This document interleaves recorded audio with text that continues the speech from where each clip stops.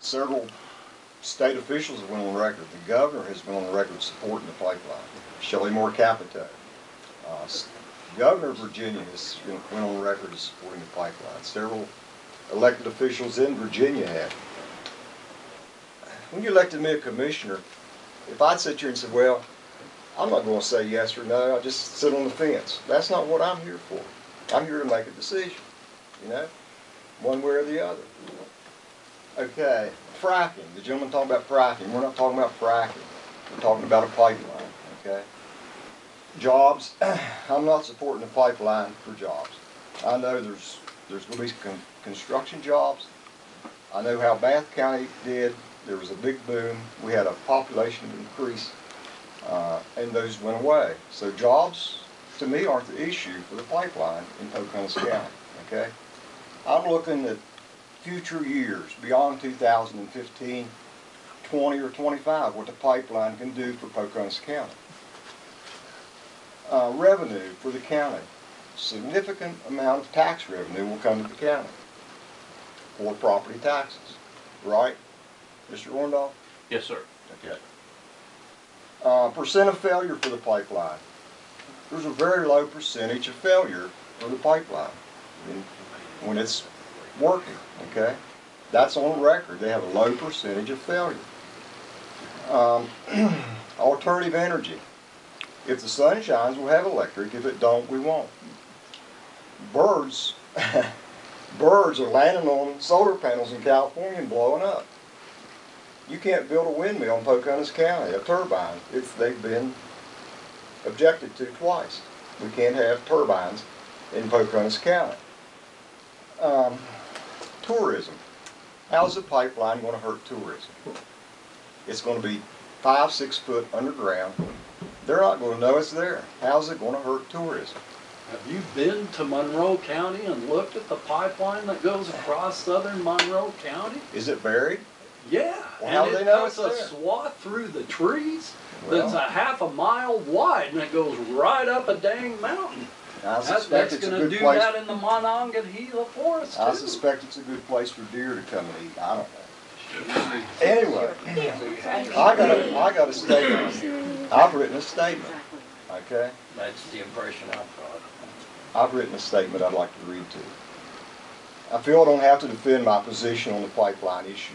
I believe the citizens of Pocahontas County made that decision for me in the May primary election. They knew my position on the birthplace of Rivers National Monument, which I'm opposed to, as well as the pipeline. I prevailed in that election by popular vote. That's a popular vote. That's all the people in Pocahontas County, okay? That's not these few people here. That's the whole county. Since that time, 3 things I haven't done. Politicians tell you the things they like to do. I haven't lied to you about anything, or promised you anything, or changed my position on any of the issues.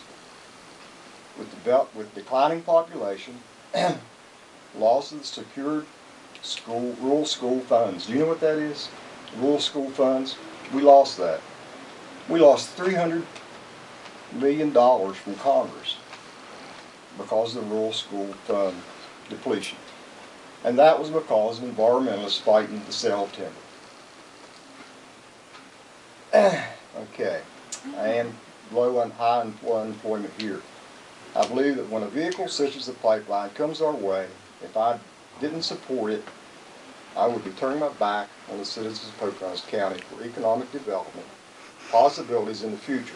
In most all cases, and in most all elections, we preach and promise jobs and economic development. This is our chance for something with a low percentage of failure and a high percentage of gain for our county. We need to look beyond 2015 and try to prepare for the future. I'm not looking at the next 3 or 4 years. I'm looking ahead, maybe 5, 10, 15 years, what the pipeline can do for Pocahontas County. Okay?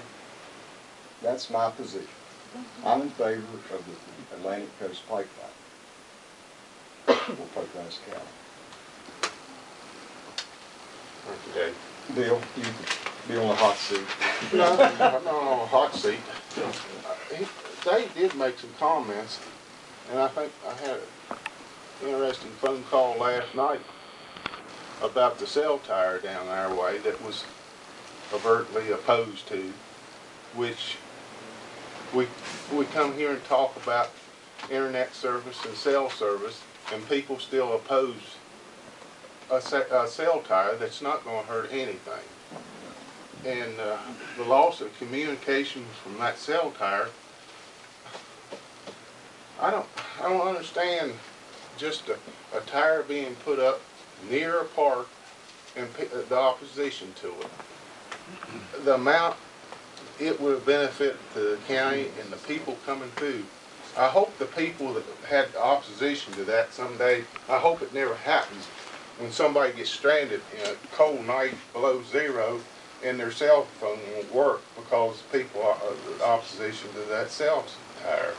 And it's the same people right here that are opposed to everything it's brought, windmills, cell towers, and everything. I didn't oppose the cell tower completely. I opposed a 300-foot tall one with flashing lights on it.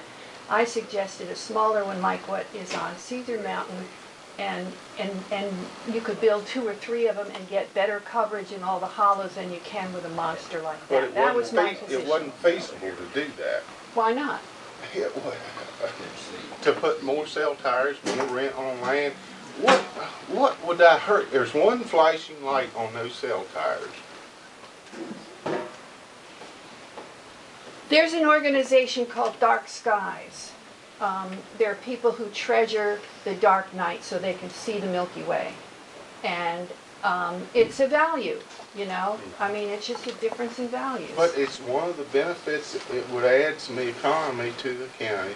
And it's no use to get in an argument about opposition. But I think we need to sit here together and look at these things and not start with a negative idea when you in the beginning.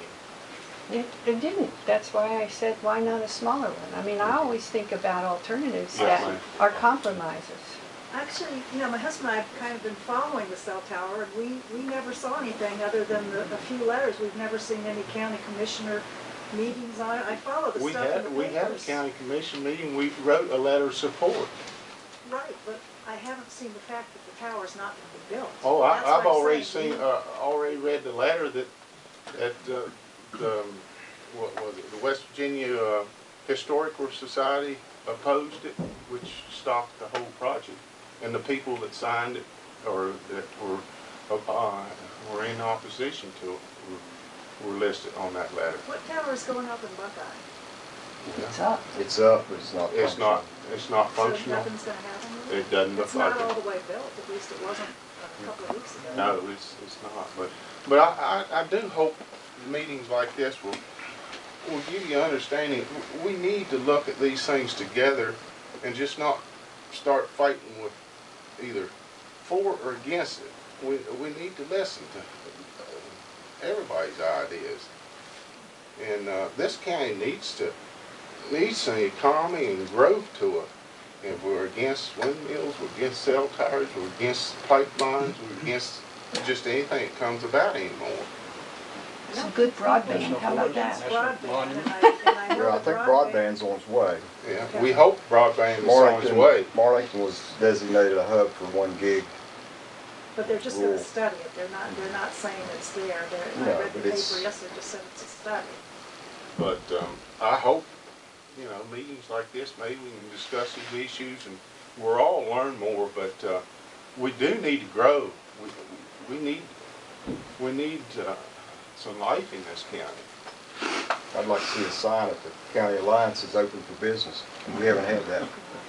The biggest resource in this county is our people who want to live in an area like this. That's why I'm here. Well, you may not want me here, but I've been here because of the national forest, because of the Twin Waters.